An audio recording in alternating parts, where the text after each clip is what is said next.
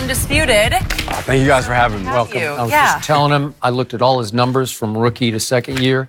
Every number went significantly up, so congratulations on that rise. I appreciate it. That's a good arc that you're on. I want to start here, too. You know, just the fact that the Kings played the Warriors 4 times this season. You guys were competitive in all of those games. KD praised the team. How were you able to have success against Golden State? I just think that we were able to play our game for 48 minutes. You know, everybody kind of wants to slow the game down against them, but we didn't change our style for anyone. And all 4 of those games, we gave ourselves to win. We gave ourselves a chance to win. And I think kind of just the experience at the end of games kind of played a part in them just being able to pull it out.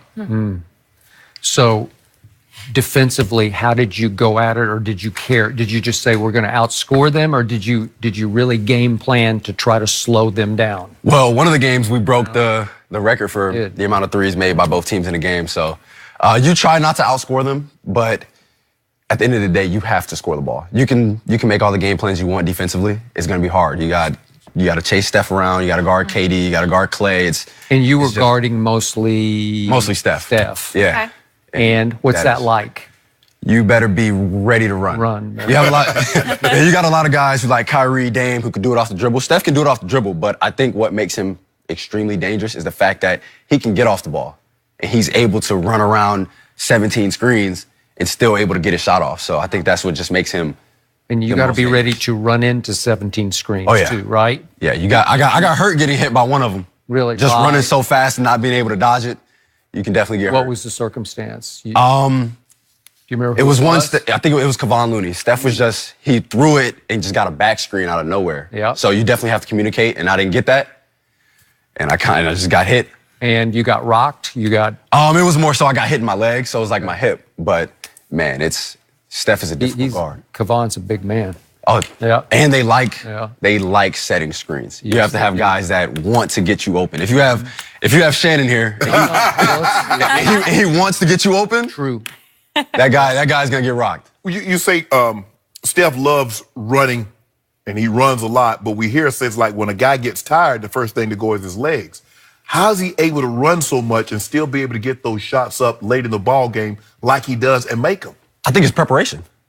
Like, you just got to be in the best shape of your life, and he's probably one of the most well-conditioned guys in the league. Right. You always see the stat with guys with miles ran. Right. Steph is always in the top 3. Right. And that's really just what he does offensively, how much he moves. And that's definitely, like I said, it's just preparation. You can't just wish that you're in condition like that. So you realized before you got to Sacramento, I think it was back in 2015, Klay Thompson scored 37 points in the third quarter against your Kings, or those Kings. Yeah. That's almost like mathematically impossible to me to score 37 in a quarter, right? Yeah. I mean, they shoot the ball so well. Like it was a game where one game we lost, we were up 10 points with 3 minutes left and lost the game by 4. It's crazy how fast, because you can be up 15, they can make a 3-3 steal, dunk, timeout. Come out the timeout, 3-3-3 timeout. So it's like, you have to be able to withstand their runs, and I think that's another reason that we were able to keep the games close. Because they'd make a run, we'd answer the run. They'd make a run, we'd answer the run. We'd get a run, they'd answer the run. And I think that's what makes them great. They don't get rattled when you make a run. And I think that's the hard thing about basketball. If a team makes 3 threes in a row, are you going to put your head down and be demoralized, or are you going to be able to answer it? And I think that's what they do. So how does Toronto match up with Golden State? I think it's definitely tough. You have Kawhi. Kyle Lowry played well in the conference finals. Pascal is definitely one of the most improved players. He played, borderline all-star. He's been great. Marc Gasol has the experience. Serge Ibaka has the experience. I think that they have a lot of guys that won't be rattled by their runs. They don't have Pascal's the only young guy. He's like 24, 25. It's not really all that young, but they have a lot of vets that won't be scared or afraid to step up to the challenge of the Warriors making a run. If you see a team make a run on the Warriors, Steve Kerr doesn't call timeout. No, he doesn't. He doesn't call timeout very often. Right. Because you have Steph, you have Clay, you have Draymond, who don't want you to call timeout because they want to step up to the challenge of answering a run. And I think Toronto definitely has a team made up of guys that can do that. You give them a shot to win? I think it's hard to beat the Warriors even without KD. We can say KD, he doesn't play, but everyone will step up. You can say, oh, who's going to step up? Well, Steph can average 23 with KD. Now KD's out. Now he gets more shots. And KD and Clay gets more shots. Draymond's going to have the ball in his hands more. So I definitely have. I mean, I got the Warriors winning. I would think my best guess, I would say in 6, just because I think Kawhi will single-handedly at least win one game. And I think Toronto is good enough to at least win a game without Kawhi having to take over the entire game. What's the biggest difference, Golden State, without KD, with and without KD? Without KD, it's definitely the ball movement. They don't have a guy that's just going to isolate. But, you know, if KD's on the floor, you have to. You got to give him that space. You have to. Like, most of the great players, you got to be able to let them isolate. But that's the great thing about Steph. He doesn't have to. He can, but he doesn't need to. Right. And I think that's definitely the biggest part. Everybody gets more touches. Everybody gets to feel the ball a little bit more when KD's not playing. KD, best player in basketball? I know you. It's tough. Man. He know that guy. He know about that guy. He know about it. I think it's tough. I think KD definitely is the best offensive player in the league, for sure. And he can definitely defend, but I think you have a case for everybody. You have a case for Kawhi, you have a case for LeBron, you got a case for KD, you got a case for Steph. And I got 33 cases of Diet Mountain Dew because he keeps betting against me, but that's okay. No. Other than that. Let's see what he got Golden State. He's taking Golden State, and I take LeBron and J.R. Smith and Tristan Thompson in the finals. So like, yeah, and you realize what happened in Game 1 just 1 year ago? Oh, yeah, we definitely saw. Everybody remembers that. Yeah. Thank you. But LeBron had the ball in his hands with 8 seconds left with Steph guarding him. Little Steph. But and you just got to shoot it. No, you did. If you're that guy, you shoot that shot. Fox, right? D-Fox, check this out. Yeah. Now, he saw LeBron was at the three-point line at the top of the key. Now, there is at the free throw line is Draymond and KD. Oh, yeah, they're playing at the boxes. You got a lot. That's a lot of help. Come on, man. Come on, Skip. You saw that. And everybody says they want LeBron to just bully.